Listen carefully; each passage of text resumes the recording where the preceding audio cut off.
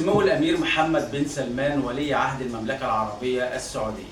طول عمرها العلاقات المصرية السعودية يعني علاقات متميزة قايمة على الحب ما بين الدولتين وعلى الاحترام المتبادل ما بين الدولتين. مصر والسعودية هما أكبر دولتين في المنطقة وفي العالم الإسلامي كله. محدش يعني في مصر ينكر دور السعودية، واكيد مفيش حد في السعوديه او في العرب ينكر دور مصر ام الدنيا، وان مصر كان خيرها على العرب كلهم، ومصر شالت العرب يعني لما كانت مصر قادره. واحنا كمصريين ما نقدرش ننسى دور السعوديه والملك فهد والملك فيصل حرب 73 ووقفه ملوك السعوديه والشعب السعودي مع المصريين. حتى يعني من قريب في ثوره 30/6 لولا وقفه المملكه العربيه السعوديه جنب مصر يمكن مصر ما كانتش قدرت تقف على رجلها تاني. فما حدش يزايد على حب المصريين للسعوديين او العكس.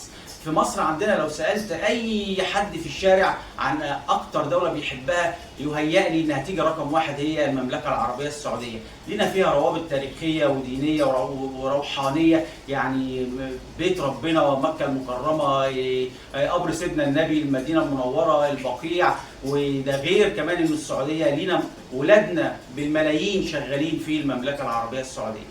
فزي ما قلنا الاحترام المتبادل بين الدولتين ده خلى العلاقات متميزه. لكن في الفتره الاخيره في مسؤول سعودي بيتعمد التصغير والتقزيم والتقليل من دور مصر او المصريين او المسؤولين المصريين. لو السيد تركي الشيخ يعني شخص عادي ما كانش يعني بقى ليه وزن ولا بقى ليه يعني عادي واحد بيتكلم زي ما في بعض المناوشات وبعض كده اللي التركات كده ما بين المصريين والسعوديين، يا كبسه يا طعميه، وتلاقي هزار في الاخر وحب ما بين المصريين والسعوديين كمواطنين. لكن مشكله السيد تركي الشيخ ان هو مسؤول سعودي، وهنا بيحط المسؤوليه او يعني بيعمل مشكله في العلاقات المصرية السعودية. دخل مجال الرياضة، عمل فتنة ما بين الجماهير المصرية وعمل فتنة ما بين أكبر ناديين في الوطن العربي وفي أفريقيا، النادي الأهلي ونادي الزمالك.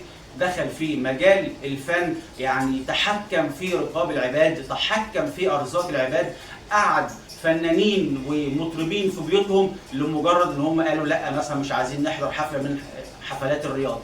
حتى لما اتعملت حفلات الرياض وشفنا فيها مناظر ما يصحش نشوفها في المملكه العربيه السعوديه بلد رسول الله، ما فيش مسؤول مصري طلع قال ايه العري اللي بيحصل في السعوديه. من امتى السعوديه بيحصل فيها حفلات زي اللي عاملها السيد تركي آل شيخ اللي سف عليها العالم العربي والاسلامي كله؟